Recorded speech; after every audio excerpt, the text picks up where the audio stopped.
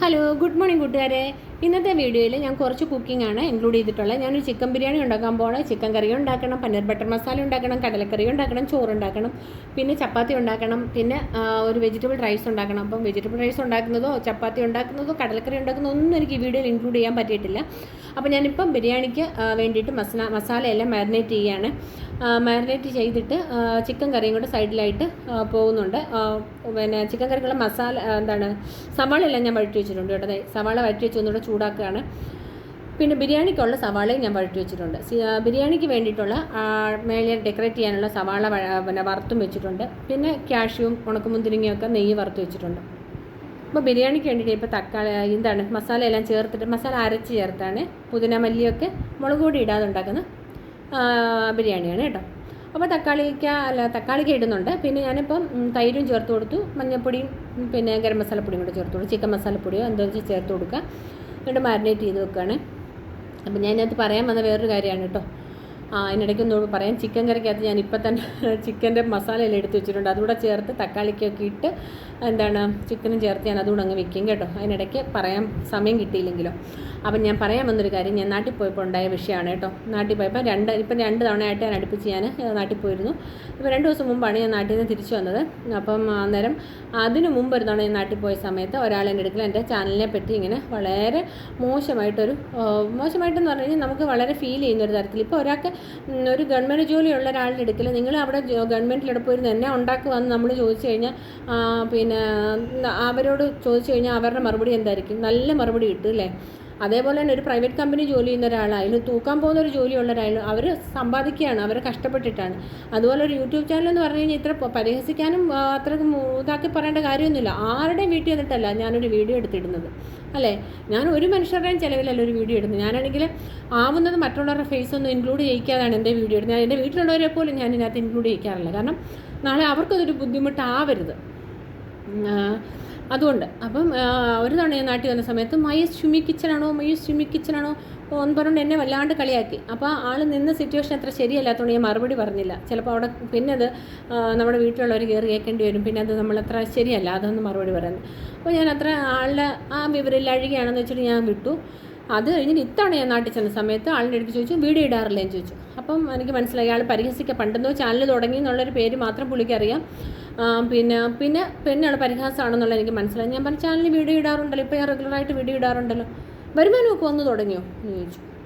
അപ്പം എൻ്റെ ചാനലിൽ കാണാത്ത ഒരുത്തൻ അല്ലെങ്കിൽ കാണാത്ത ഒരുത്തി എൻ്റെ വീഡിയോയിൽ എനിക്ക് ചാനലിൽ വരുമാനം വരുന്നുണ്ടോ ചോദിക്കാൻ അവകാശമുണ്ട്?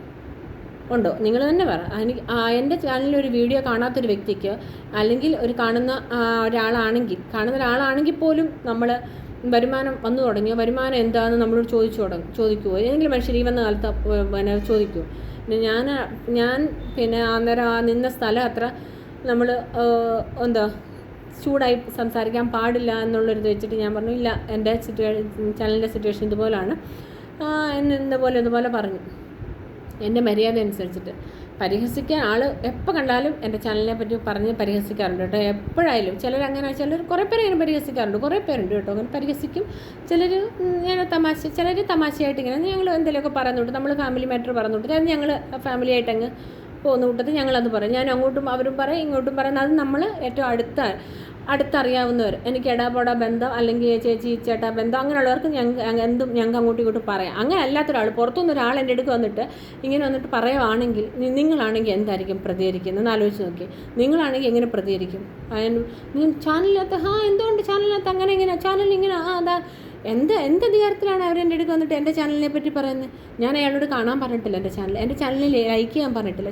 ഒരാളെൻ്റെ അടുത്ത് വന്നിട്ട് ഞങ്ങൾ ഷെയർ ചെയ്യും ചേച്ചിയുടെ വീഡിയോ അല്ലെങ്കിൽ മായയുടെ വീഡിയോ ഞങ്ങൾ ഷെയർ ചെയ്യും. ആര് ഷെയർ ചെയ്താലും എനിക്ക് കാണാം, എനിക്കറിയാൻ പറ്റും ആര് ഷെയർ ചെയ്തെന്നുള്ളത്.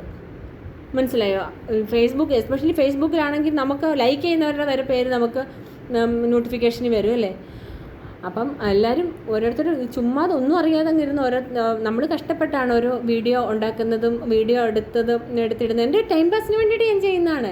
അത് നാളെ ഞാനിപ്പോൾ ലക്ഷ്യങ്ങൾ ഉണ്ടാക്കാൻ വേണ്ടിയിട്ടാണ്. പക്ഷേ ആദ്യം ഞാൻ വിചാരിച്ചത് നല്ലൊരു ഇതാണല്ലോ, പിന്നെ വീട്ടിൽ ഇരുന്ന് ഏൺ ചെയ്യാൻ പറ്റുന്നൊരു പരിപാടിയാണല്ലോ വെച്ച് ഞാനൊന്ന് വീഡിയോ ഇട്ട് തുടങ്ങിയതാണ്. അങ്ങനെ ഇട്ട് തുടങ്ങിയ ചാനലൊന്നും ആയി വന്നപ്പോഴാണ് എനിക്ക് കുറച്ച് പിന്നെ ഹെൽത്ത് ഇഷ്യൂവും പിന്നെ കുട്ടികൾ 10ാം ക്ലാസ് 12ാം ക്ലാസ് എന്നൊക്കെ വന്നപ്പോൾ എനിക്ക് വീഡിയോ ഇടാൻ പറ്റിയില്ല, ചേട്ട സ്ഥലത്തിൽ അങ്ങനെയൊക്കെ വന്നപ്പോൾ എനിക്ക് ഒത്തിരി പണികളായപ്പോൾ എനിക്ക് വീഡിയോ ഇടാൻ പറ്റാത്തൊരവസ്ഥ വന്ന സമയത്താണ് ചാനൽ പിന്നെയും ഡൗൺ ആയത്. അല്ലെങ്കിൽ എനിക്കിപ്പോൾ ഒരു വരുമാനം കിട്ടേണ്ട സമയം കഴിഞ്ഞു.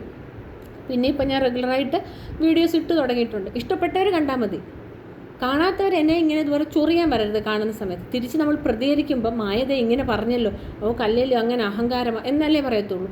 എന്നോട് പറഞ്ഞ രീതി എന്താണെന്നുള്ളത് മറ്റുള്ളവരാരെങ്കിലും ചോദിക്കുമോ? ഈ സമൂഹം നമ്മളോട് അവർ ചോദിക്കും, നീ എന്ത് പറഞ്ഞിട്ടായിരിക്കും അവൾ അങ്ങനെ പറഞ്ഞതെന്ന് ആരെങ്കിലും ചോദിക്കാറുണ്ടോ? നമ്മൾ പറയുന്ന പിന്നെ മറുപടിക്ക് മാത്രമേ അവിടെ വില കൊടുക്കത്തുള്ളൂ. ഇങ്ങോട്ട് ചോദിച്ച ചോദ്യം എന്താണെന്നോ ഇങ്ങോട്ട് എങ്ങനെയാണ് ബിഹേവ് ചെയ്തതെന്നുള്ളതോ ആരെങ്കിലും ചോദിക്കും? ഇല്ലല്ലേ. അങ്ങനെ ഒരു സംഭവം നടന്നു. എൻ്റെ നാട്ടിൽ ചിലപ്പോൾ മിക്കവാറും ഉള്ളത് എനിക്കിങ്ങനെ അങ്ങനെയുള്ള 1-2 പേരുണ്ട് എന്നെ ചൊറിയുന്ന ആൾക്കാർ. നിങ്ങളുടെ നാട്ടിലും കാണുമായിരിക്കും അല്ലേ. അപ്പോൾ അതിനിടയ്ക്ക് ഞാൻ പനീർ ബട്ടർ മസാലയ്ക്ക് വേണ്ടിയിട്ട് സവാള പിന്നെ ഇച്ചിരി ഇഞ്ചി ഇട്ട് ഞാൻ കേട്ടോ, ചിലരിടത്തില്ല, ഇച്ചിരി ഇഞ്ചി ഇട്ടു, തക്കാളിക്കെല്ലാം ഇട്ട് ഒന്ന് വഴറ്റി കാഷ്യൂ എല്ലാം ഇട്ട് അതെല്ലാം അരച്ചെടുത്തു. ബിരിയാണി റെഡി ആയിട്ടുണ്ട്, ചിക്കൻ കറി റെഡി ആയിട്ടുണ്ട്, മീനും വറുത്തിട്ടുണ്ട്. അപ്പോൾ ഉണ്ണാൻ പോവുകയാണ്. ഇനി ബാക്കിയുള്ള എല്ലാം